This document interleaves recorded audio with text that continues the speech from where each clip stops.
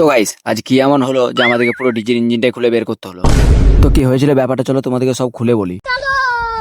তো আমি ডিউটি যে দেখি এরা সব ডিজির নাড়ি ভুড়ি খুলে বের করতে লাগিয়ে দিয়েছিল। তো আমিও বেশি দেরি না করে যে ডিজির ভাঙা হাড়গুলো ছিল সেগুলো সব একে একে বের করতে লাগি। আর বের করতে করতে দেখি এ আবার মোড়ক ঝুটি করেছে। তারপর আমাদের সব মালপত্র বের করা হয়ে গেলে আমরা ডিজির ইঞ্জিনটাকে বের করতে লাগি। তো চলো এবারে তোমাদেরকে বলি যে এই ডিজিটার কি হয়েছিল। তো আজ থেকে প্রায় 3 মাস ধরে এই ডিজিটার শরীর খারাপ হয়ে পড়েছিল এখানে। তারপর অনেক রকম ডাক্তার ডেকে চিকিৎসা করানোর পর জানতে পারি যে ডিজিটার ক্যান্সার হয়েছে।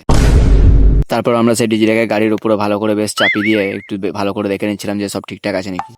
তারপরই তার যে পেটটা কেটেছিলাম আমরা সেটা লেগে পড়ি আমরা সবাই মিলে সেলাই করার জন্য। তো তারপর পেটটা সেলাই করা হয়ে গেলে আমরা সবাই মিলে গাড়ি চেপে বেরিয়ে পড়ি তার সঙ্গে আরো কিছু জিনিসপত্র পাঠানোর জন্য। তারপর আমরা গাড়ি থেকে নেমে সে এক এক করে জিনিসপত্রগুলো আবার লোড করতে লাগি।